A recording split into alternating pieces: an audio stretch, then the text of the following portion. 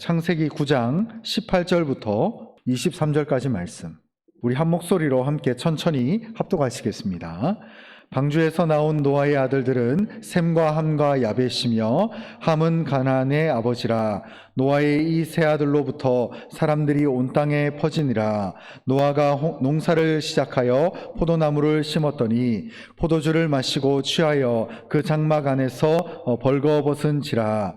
가나안의 아버지 함이 그의 아버지의 하체를 보고 밖으로 나가서 그의 두 형제에게 알림해 셈과 야벳이 옷을 가져다가 자기들의 어깨에 메고 뒷걸음질쳐 들어가서 그들의 아버지의 하체를 덮었으며, 그들이 얼굴을 돌이키고 그들의 아버지의 하체를 보지 아니하였더라. 아멘.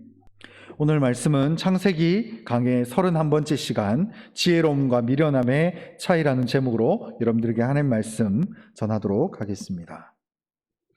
노아의 가족들은 홍수 사건 이후에 지난 9장 1절부터 보게 되면 하나님의 축복대로 이제 인류가 급속도로 번성해 나가면서 하나님의 축복을 받게 되는 은혜를 덧입게 됩니다. 그야말로 하나님께서 창세기 초두에 보면 이제 하나님께서 인류 역사를 처음 창조하시고 이 모든 세상 만물을 창조하실 때, 그 창조의 역사가 있을 때에 인간을 지으시고 인간으로 하여금 너희는 생육하고 번성하여 땅에 충만하라는 말씀을 다시 한번 이 노아의 가족들에게 하신 사건을 우리가 보게 됩니다. 그래서 창세기에서의 초기의 창조가 있었으면 홍수 사건 이후로 인류를 향해서, 온 세계를 향해서 하나님의 재창조가 이루어졌다는 것을 우리가 볼 수 있다는 거죠. 그래서 오늘 본문 18절 19절에 보면 방주에서 나온 노아의 가족들이 그야말로 이제 셈과 함과 야벳을 중심으로, 이 노아의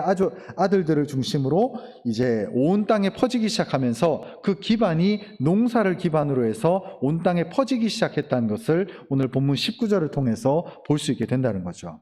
자, 그러면서 이제 19절에 보면 노아의 이 세 아들로부터 사람들이 온 땅에 퍼지니라. 그래서 온 인류가 다시금 왕성하게 늘어나는 은혜를 경험하게 된다는 거죠. 간혹 우리가 과학적으로 어떤 기록들을 보게 되면 인류 역사가 뭐 수천억 년 됐다 이런 식으로 얘기를 하는데, 그런 부분들에 대해 있어서는 참 조심해야 돼요. 왜 그러냐면 현재 우리 전 세계 인구가 뭐 60억에서 70억을 왔다 갔다 한다고 얘기를 하잖아요. 근데 인류 역사가 수억 년이 돼버리면 이 인류 역사가 그 모든 인구수의 발달로 퍼져나가는 관계도로 보게 되면, 그걸 언제 한번 과학적으로 제가 말씀드릴 때가 있습니다만은, 창세기에서 말하는 이 창조론에 근거한 인류 역사는 6천년에서 7천년으로 봅니다. 그래서 그 6천년에서 7천년 정도 되는 시간들을 통해서 인류 역사가 퍼져왔고, 그래서 현재 지금 60억에서 70억 정도의 인구를 우리가 보게 된다는 거죠. 여러분, 인구수는 생각보다 빠르게 폭발적으로 늘어나게 되어 있습니다. 때가 인생이 태어나서 최소 20년에서 30년 사이에 결혼을 하게 되고, 결혼을 하게 되면서 가족을 이루게 되면서 인구가 기하급수적으로 늘게 되어 있거든요. 근데 이런 부분들이 요즘은 뭐 질병이라던가 요즘은 사람들의 어떤 인권이 강조되면서 사람이 선택할 수 있는 어떤 시간들이 불과 얼마 안 됐어요. 예전에는 태어나면 바로 가족을 이루어야 되고 결혼을 해야 되고 사회 구성원으로 들어가게 됩니다. 그래서 세상에서 과학이 얘기하는 인류 역사가 수억 년 됐다 이런 것들은 성경이 말하는 기반하고는 좀 결을 달리합니다. 성경이 말하는 인류 역사는 7천년 정도 됐다 이렇게 보시면 됩니다. 그래서 그 기간 동안 인구가 확장하게 되고 늘어나게 되고, 그 중간중간 때마다 질병이라던가 여러 어려움을 통해서 인구수가 급감하기도 했습니다만, 그럼에도 불구하고 그 위기를 하나님께서 우리를 보호해 주시고 지켜주심을 통해서 현재 우리가 이렇게 자유를 누리고 있고 행복하게 살고 있다는 것을 보는 것이 중요한 것이죠. 그래서 이 노아의 가족들이 그 세 아들로 하여금 기하급수적으로 또 급격하게 온 땅에 퍼지기 시작합니다. 자, 그러면서 이제 노아가 자기가 이제 터전을 이루면서 농사를 짓기 시작했는데, 이곳에서 포도나무를 심었다는 것을 우리가 보게 되죠. 근데 이때 노아가 큰 실수를 하게 됩니다. 어떤 사건이냐면은 포도나무에서 나온 그 포도주를 통해서 이 술에 취해버리고 아주 방탕한 그런 일면들을 우리가 오늘 본문을 통해서 볼 수 있게 된다는 거죠. 그래서 이 노아가 술에 엄청 취하게 되고 이 술 취한 사건을 통해서 노아의 세 아들인 셈과 함과 야벳이 다른 아주 두 가지 양태의 모습을 보여주게 되는데, 제가 오늘 설교 제목을 그 노아의 세 아들을 통해서 지혜로움과 미련함의 차이라고 그렇게 정했습니다. 그래서 함은 미련함의 길을 선택했고, 이 셈과 야벳은 지혜로움의 길을 선택하고 그 결과에 대처하는 모습을 우리가 본문을 통해서 볼 수 있게 된다는 거죠. 그래서 오늘 우리가 말씀을 통해서 알 수 있는 간략한 두 가지 핵심적인 요지가 뭐냐면, 첫 번째는 당대의 의인, 당대의 완전한 자로 인정받았던 노아라 할지라도 그 잠깐의 방만한 자세로 인해서 실수와 죄악으로 연결될 수 있다는 것을 우리가 기억하는 것이 중요하다는 거예요. 여러분, 우리는 사람이기 때문에 실수할 수 있습니다. 때로는 완벽주의적인 성향을 가진 분들은 자기가 실수하는 걸 용납을 못해요. 그러다 보니까 어떤 생각까지 갈 수 있냐면, 사람은 실수하지 않을 수도 있다, 나아가서 사람은 완벽할 수 있다라고 하는 착각에 빠지기도 합니다. 여러분, 그렇지 않습니다. 사람은 연약합니다. 여러분, 성경이 참 재밌는 게 뭐냐면, 불과 6장 9절, 창세기 6장 9절, 오늘 본문에서부터 3장만 앞으로 넘겨보면 노아는 의인이요 당대 완전한 자라고 하나님께서 칭찬을 합니다. 근데 이게 하나님이 아니라 사람이 쓴 책이면, 제가 예를 들어서 창세기를 썼다라고 가정을 해보면, 실제로는 그렇지 않지만 창세기를 썼다라고 가정을 해보면, 이게 사람이 썼다라고 하면 앞쪽에서 노아는 의인이고 완전한 자라고 썼으면 최소한 노아의 단점을 쓸 필요는 없지 않을까요? 그죠? 왜? 앞쪽에 3장만 넘겨보면 노아는 의인이고 당대 완전한 자라고 분명히 어떤 사람이 이 글을 썼단 말이에요. 그러면은 최소한 그 사람이 앞에 3장 앞에서는 그렇게 썼으니까 노아는 당대 의인으로서 완전한 자로서 그의 실수나 단점을 안 써야죠. 그죠? 근데 놀랍게도 이 성경이 하나님께서 우리를 향해서 주신, 하나님께서 직접 영감을 통해서 우리에게 쓰신 글이라는 것을 믿기 시작한다면, 오늘 본문에서 노아가 실수하는 장면을 통해서 우리는 무엇을 얻는가? 첫 번째는 인간이 의로워지는 것은 전적으로 하나님의 능력이라는 거예요. 내가 잘나서, 내가 선해서, 내가 의로워서 천국에 가는 게 절대 아닙니다. 그게 큰 착각이에요. 오늘날 많은 사람들이, 특별히 어떤 종교들을 보게 되면 자기를 이렇게 자학을 해가지고 나름대로 자기가 생각하는 극락에 이른다 라는 방식의 종교들이 굉장히 많습니다. 제가 우연히 특정 어떤 종교의 다큐멘터리를 봤는데, 거기 이제 그 종교를 믿는 순례자들은 자기들이 생각하는 종교적 메카를 향해서 그 길을 순례길을 걸어간다고 하더라고요. 그 산맥도 넘고 걸어가는데 상체는 탈의를 해요. 겨울철임에도 불구하고. 하체만 수도승의 옷을 입고 이 채찍을 들고 그 자신들이 생각하는 종교적인 성지를 향해서 그 산맥도 걸어가고 그 험한 사막도 걸어갑니다. 한참 걸어가는데 그 길을 걸어가면서 어떻게 하는 줄 아세요? 채찍을 들고 등짝을 때립니다. 이렇게 때리면은 이 채찍이 감기잖아요. 그러면은 채찍 끝에 짐승의 뼈를 박아가지고 등에 딱 이렇게, 예를 들어서 맨살인데 이게 채찍이 딱 감아버리면은 뜯을 때 살점이 뜯어져 나가요. 그러니까 그 종교가 가리키는 핵심이 뭐냐면, 인간이라고 하는 존재가 워낙 타락하고 죄악이 많기 때문에 자기가 극락에 이르려고 하면은 최소한 육신을 쳐야 된다고 생각을 하는 거예요. 근데 맞아요. 이 육신이 건장하고 힘이 넘치면 온갖 나쁜 생각과 나쁜 정욕이 올라오는 게 당연한 육신의 원리예요. 근데 거기서 그 종교가 놓치는 게 뭡니까? 예수 그리스도를 놓치는 거예요. 예수님께서 그 십자가의 대속의 사건을 통해서 우리를 의롭다고 칭해 주신 거예요. 여러분, 노아가 완벽해서 당대 의인이고 창세기 6장 9절에서 완전한 자라고 하나님께서 칭찬을 해주신 게 아닙니다. 노아는 기도를 예를 들어서 금식 기도를 수십 시간 했거나 이런 걸 안 했어요. 노아가 단지 한 거는 하나님이 말씀하셨을 때 순종한 것 뿐이에요. 근데 그 순종 때문에 노아는 바로 의인이고 당대 완전한 자가 된 거예요. 여러분, 이게 재밌는 겁니다. 여러분, 우리가 육신을 아무리 친다 한들, 사람이요 아무리 거룩하고 아무리 의로워진다 한들 하나님 앞에 가면은 불가능합니다. 여러분, 사람은요 조금만 피곤하면 들이눕고 싶잖아요. 이것도 하나님이 보실 땐 죄예요. 게으름이라고 하는 본성이 씻겨지지 않은 거죠. 그런데 하나님은 이런 인간의 기본에서부터 가지고 있는 죄악이 있음에도 불구하고 우리를 의롭다고 칭해 주신 거예요. 왜요? 그 보이지 않는 예수, 한 번도 만나본 적 없는 예수를 너희가 믿었으니까. 그래서 우리가 의롭다라고 칭의해 주신 거예요. 그리고 우리를 하나님의 방식대로 그 천국을 향해서 인도해 주시는 거죠. 우리는 그때그때마다 순종하면 노아를 향해서 하나님이 주신 너는 의인이요 당대 완전한 자라고 하는 그 말씀이 나를 향한 하나님의 평가가 될 줄 믿습니다. 여러분, 우리는 의롭지 않습니다. 아무리 기부를 많이 해도, 아무리 주변 사람들을 도우고, 아무리 행실을 최선을 다해도 그것은 우리가 할 수 있는 최선이지만 우리는 먹으면 화장실에 가야 되고, 조금만 피곤하면 들이눕고 싶고 귀찮고, 조금만 뭔가 파리가 날려도 여름철에 그 더위의 짜증, 그 추위에 대한 짜증. 여러분, 새벽 4시에 일어나서 새벽에 한 4시 한 15분, 20분쯤 집에서 나오면은 참 춥습니다. 이 추위 하나가 어떨 때는 좋기도 하지만 좀 짜증스러워요. 제일 짜증나는 포인트가 뭐냐면은 새벽에 이제 스타렉스를 이제 집에서 빌라 4층에서 내려와가지고 스타렉스를 딱 타면은 운전석이 차가워요. 그거 정말 싫습니다. 그래서 저는 그걸 느끼면서 뭘 느끼냐? 내가 의로울 수 있겠는가? 난 이 추위 하나도 그 스타렉스의 운전석에 앉는 그 차가움 하나도 이렇게 느끼고 아이고 추워라 이런 말이 나올 정도의 짜증스러움을 느끼는 사람인데 우리가 어떻게 의로울 수 있겠는가?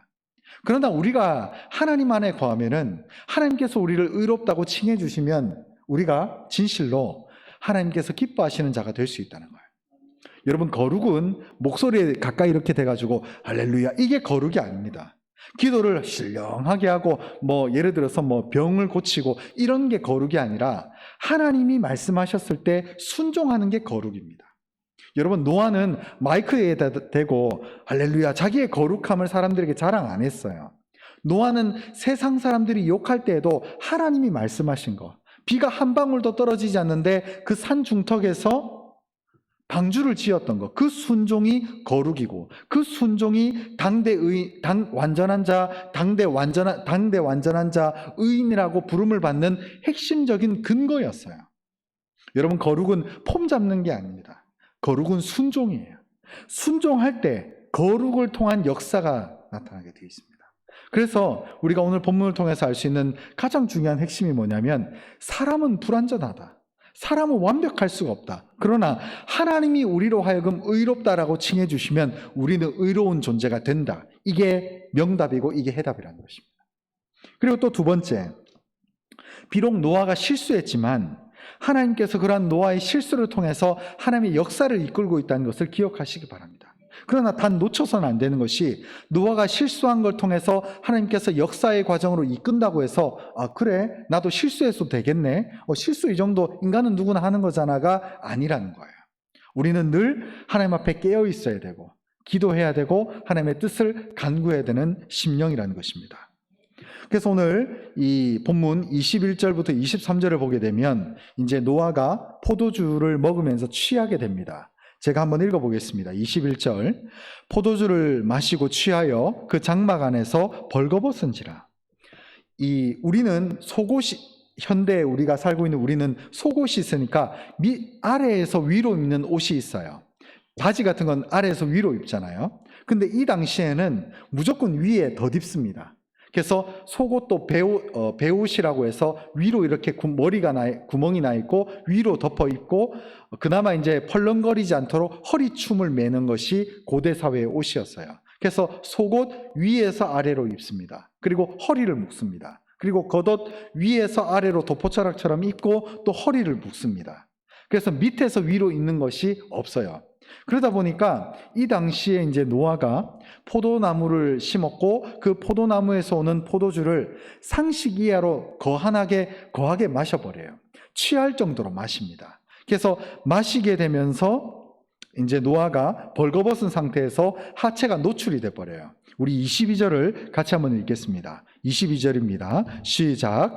가나안의 아버지 함이 그의 아버지의 하체를 보고 밖으로 나가서 그의 두 형제에게 알림해. 아멘. 여기 보면 이제 가나안의 아버지 함, 이것도 좀 의미가 있는데 다음번에 제가 말씀을 드리겠습니다. 그래서 노아의 둘째 아들인 함이 아버지가 하체가 이렇게 술을 마시고 엎어져 있으니까 위로만 덮어 있는 옷이 하체가 들려버린 거예요, 옷이. 그러다 보니까 아버지 노아의 하체가 이렇게 드러난 것을 보고 밖으로 나가가지고 그의 두 형제에게, 즉 셈과 야벳에게 알리게 된다는 거예요. 여기서 알린다는 것은 일반적으로 경멸과 조롱의 의미로 약간 웃기게 이제 조롱 섞인 말로 얘기를 한 거예요. 그러자 23절에 보면 셈과 야벳이 옷을 가져다가 자기들의 어깨에 메고 뒷걸음질쳐, 옷을 어깨에 메고 뒷걸음질로 이제 아버지가 누워 있는 곳으로 갑니다. 아버지의 하체를 보지 않으려고. 그래서 뒷걸음질 쳐서 가가지고 그들의 아버지의 하체를 덮었으며 그들이 얼굴을 돌이키고 그들의 아버지의 하체를 보지 아니하였다. 이것이 함과 셈과 야벳의 현격한 차이였다는 거예요. 제가 오늘 설교 제목으로 지혜로움과 미련함의 차이가 여기에 있다는 것을 제가 말씀드리고 싶습니다. 사실 오늘날 이 시대 가운데 좀 묘한 이 시대의 흐름이 있는데 그게 뭐냐면 사람을 지나치게 격상해서 보는 흐름이 있습니다. 사람의 인권, 예를 들어서 인간의 존재를 굉장히 격상시켜서 봐요. 그러다 보니까 이제 앞으로 이제 우리가 직면하게 될 사회의 가장 핵심적인 중점이 뭐냐면 사람이 성별도 선택을 하게 돼요. 인간의 존엄성이 중요한 시대가 돼버리다 보니까 내가 생물학적으로는 남자로 태어났는데 난 여자야 라고 자기가 선택할 수 있는 시대가 조금 점점 오고 있는 것 같아요. 이건 참 걱정스러운 시대이기도 합니다, 개인적으로. 근데 이 상황 속에서 우리가 분명히 기억해야 될 게 뭐냐면 인간의 존엄성은 물론 중요하지만 인간은 신이 될 수 없다는 거예요. 인간의 선택이 하나님이 기본적으로 우리에게 설정해 놓아준 부분들을 능가할 수가 없다는 거죠. 근데 오늘날 이 시대에는 보면 어떤 약자, 소수자라는 이유만으로 그들이 무언가를 선택하는 것을 공인해주고 인정해주려고 하는 어떤 흐름들로 지금 이 시대가 가고 있습니다. 그래서 많이 걱정돼요. 여러분 오늘 본문에 보면 이 함이 아버지의 하체를 본 것, 여러분 이것은 사실 아버지가 먼저 원인을 제공을 했죠. 엄밀히 따지면 아버지가 포도주를 한껏 먹어가지고 옷이 슬쩍 들린 상태에서 자기를 어떻게 보면은 통제하지를 못했잖아요. 근데 중요한 것은 하나님의 관점은 노아의 잘못은 덮어주시고 함의 잘못은 격렬하게 치신다는 거예요. 여러분 우리의 삶 가운데 이게 어떻게 우리가 이해해 볼 수 있는가? 첫 번째는 하나님께서 노아를 선택했다는 거예요. 하나님이 노아의 편에 서주셨다는 거죠. 우리가 이걸 봐야 됩니다. 사실 새벽기도에도 제가 말씀을 드리지만, 그리고 주일날 예배 때도 제가 말씀을 드리지만, 하나님의 택한 자를 함부로 규정하면 큰일 납니다. 여러분 성경에서 보면 모든 원인 제공은 사실은 노아가 했어요. 솔직하게 얘기를 하면 노아가 술만 그렇게 취하도록 마시지 않았더라면 하체가 벌어질 일도 없었고 그 하체를 봄을 통해서 그의 아들인 함이 부정의 길을 가지 않아도 됩니다. 근데 놀라운 사실은 하나님이 노아를 선택했다는 거예요. 이게 중요한 겁니다. 원인 제공도 했고 그가 잘못도 저질렀는데 하나님은 노아의 편에 섭니다. 그리고 노아의 편에 서심을 통해서 노아의 권위를 인정해요. 아버지로서의 권위를. 그리고 그 아들이 아주 양갈래의 길로 두 가지 행동으로 나뉘게 돼요. 함은 아버지의 하체를 보고 밖에 나와서 형제들에게 알렸다라고 얘기를 하지만 여러분 만약에 단순히 알린 수준이라면은 함이 저주를 받을 일은 없죠. 여기서 두 형제에게 알렸다는 것은 아버지를 경멸하고 조롱했다는 겁니다. 권위에 무시를 하고 영적인 하나님의 택함받은 자를 함부로 대했다는 거예요. 그러나 놀랍게도 그 아버지의 하나님의 택하심을 알았고 특별히 노아 홍수 사건을 겪었잖아요. 하나님이 어떻게 자기의 아버지인 노아를 택하시고 노아에게만 특별하게 계시를 주셔서 역사를 이끌고 있다는 것을 우리가 봤단 말이죠. 그래서 이 셈과 야벳은 옷을 어깨에다가 들고 메고 뒷걸음질 쳐가지고 아버지의 하체를 덮습니다. 여러분 잘 보셔야 되는 게 오늘날 이 시대는 인권이 중요하고 사람의 생각이 중요하다 보니까 권위를 도전하는 것은 뭐 나쁘지 않다라고 얘기할 수 있겠습니다만 권위를 공격하는 거에 대해서 좀 조심하게 생각해야 돼요. 여러분 오늘날 이 시대에 무너진 교권이 있습니다. 그리고 교회도 마찬가지죠. 어떤 권한, 권위, 어떤 권위에 대해서 권력은 잘못됐지만 권위에 대해서 순종하는 것이 매우 중요합니다. 여러분 직장 생활할 때도 아주 단순하잖아요. 누구한테 잘 보여야 됩니까? 사장한테 잘 보여야 됩니다. 아주 단순한 원리예요. 근데 내가 생각하는 게 있다고 내가 생각은 할 수 있지만 그 사장의 마음을 노엽게 한다거나 그 권위에 대해서 도전하게 되면 결국 어떻게 됩니까? 그 가게 자체가 무너지게 돼요. 그 기업 자체가 무너지게 돼요.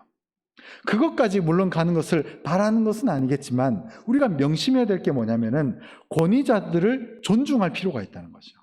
근데 오늘날은 보면 핸드폰도 다 가지고 있고 너무나 많은 부분에 있어서 뭐 녹음도 하게 되고 저는 참 이 권위자에 대한 존중, 이 권위자에 대한 인정이 참 중요한 시대라고 개인적으로 생각을 합니다.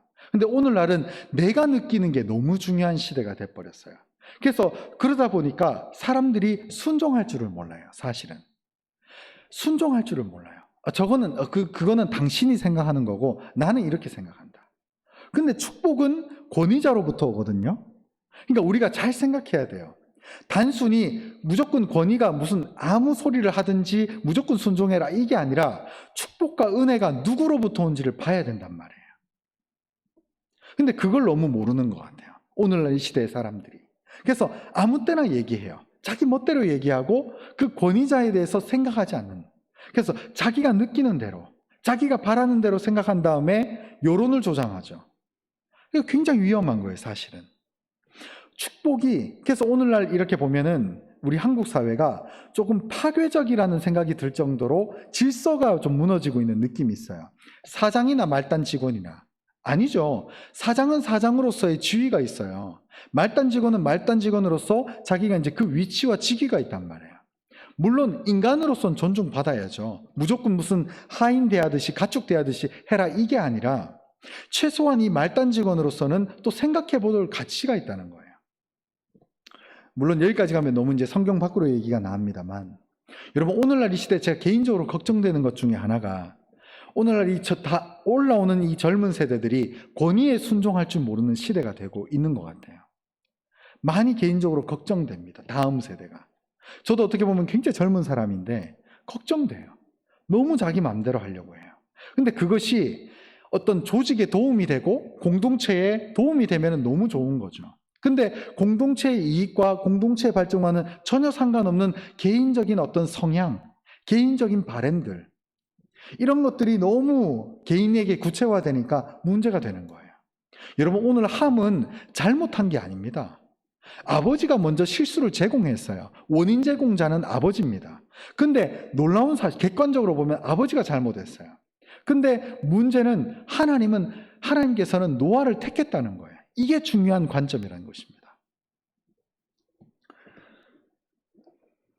오늘 베드로전서 5장 8절과 고린도전서 10장 12절을 연달아서 모니터를 보고 한번 같이 읽겠습니다. 시작. 근신하라 깨어라 너희 대적 마귀가 우는 사자같이 두루 다니며 삼킬 자를 찾나니 그런즉 선줄로 생각하는 자는 넘어질까 조심하라.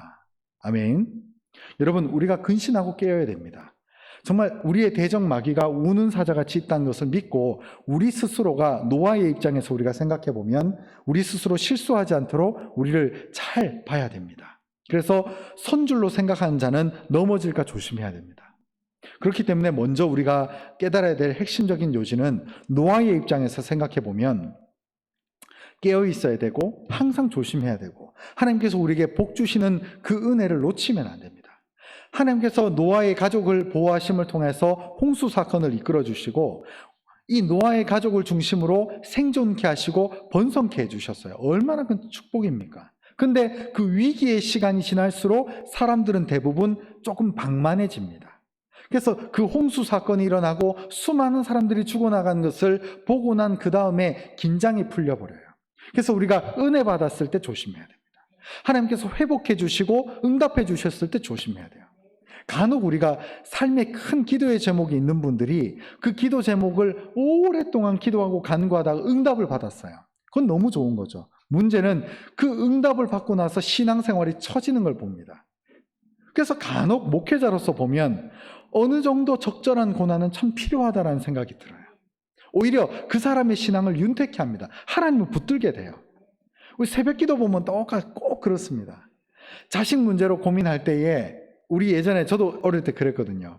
수능 앞두고 100일 동안 부모님들이 얼마나 기도한 줄 압니까? 주중에도 뜨겁습니다. 수능 딱 끝나고 기도 안 합니다. 그게 참 희한해요. 근데 위기는 항상 고난이 지나면 옵니다. 예상치 못할 때 와요. 그래서 오늘 이 노아가 홍수 사건이 끝나고 나서 예상치 못할 때 포도주에 취해버리는 거예요. 여러분, 취하는 걸 조심하셔야 됩니다. 술은 마시는 건 성경에서 이야기를 하고 있습니다. 우리 대한민국의 우리 장로교는 술 마시는 것을 일찍이 이 세례받은 교인들에게 금하지만 기본적으로 성경에서는 포도주가 예식 때도 사용이 돼요. 그리고 사람을 섬길 때도 이 포도주가 사용이 됩니다. 그러나 취하면 문제가 되는 거예요. 취하면 문제가 되는 거죠. 그리고 또 두 번째, 우리의 삶의 중요한 결론. 오늘 우리는 함을 기억해야 됩니다. 함은 엄밀히 따지면 세상적으로 봤을 때는 잘잘못을 자기가 원천적으로 한 게 아니에요. 아버지가 거기 들르고 있지 않았으면 함은 이 잘못을 저지를 필요도 없었습니다. 그러나 함이 뭘 놓쳤습니까?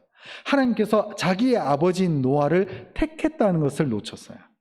하나님께서 자신의 아버지인 노아를 사랑한다는 것을 놓쳤어요.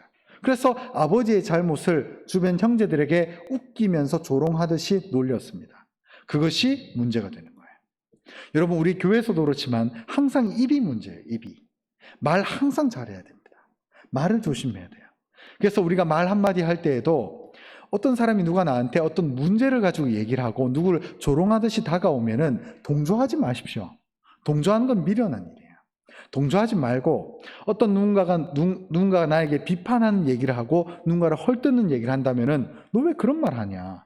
그 사람 그런 사람 아니야? 하고 딱 제지를 하십시오. 그게 참 필요해요. 근데 사람이라는 게 본성적으로 뒷담화를 좋아해요. 죄악된 본성 중에 하나예요. 그러다 보니까 누가 뭔가 잘못을 가지고 얘기를 하면 만나가지고 동조를 해버립니다. 근데 문제는 같이 죄를 저지르는 거예요. 그건 굉장히 있어서 안 돼요. 오늘 노아의 아들인 함이 그 잘못을 저질렀어요. 그 실수, 그 위기를 쉽게 넘기지 못하고 그 아버지의 하체를 보자마자 형제들에게 가지고 경멸하듯이 조롱을 했습니다. 그러나 셈과 야벳은 함의 길을 가지 않았어요. 선한 방식으로 아버지의 옷을 어깨로 메고 뒷걸음질 쳐가지고 덮어드린 다음에 아버지의 하체를 보지 않았어요. 그리고 아버지를 존중했습니다. 그래서 이 셈과 야벳이 복을 받았어요. 여러분, 공교롭게도 오늘날 우리가 보고 있는 아프리카나 이 흑인들이 그 조상이 누군지 아십니까? 바로 함입니다. 함. 너무나 안타까운 거죠.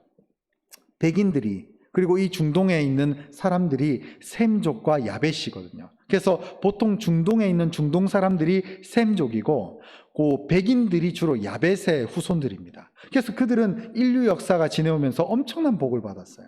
근데 이 흑인들은 어릴 때부터 이 민족적으로 굉장히 많은 피해를 받죠. 그 근원으로 올라가 보면 그 조상의 최고의 위에 함이 있습니다. 오늘 본문에 아버지를 조롱하고 아버지의 하체를 멸시했던 함이 있는 거예요. 여러분, 우리의 행동, 우리의 마음 중심, 우리의 자세가 결코 누군가를 조롱하거나 어떤 권위를 무시하거나 어떤 공동체에 있어서 항상 선한 말을 하도록 우리 스스로를 연단시켜야 됩니다. 여러분, 선한 말은 훈련이 필요해요. 어떤 사람은 태어날 때부터 선한 말을 한다. 절대 그렇지 않습니다. 선한 말, 좋은 말, 험담하지 않는 것, 이거는 훈련이 필요하더라고요. 그래서 이런 훈련을 통해서 우리가 복을 받고 어떤 권위자를 존중함을 통해서 축복의 은혜를 내가 누릴 수 있도록 우리가 우리의 삶을 잘 꾸려나갈 수 있었으면 좋겠습니다.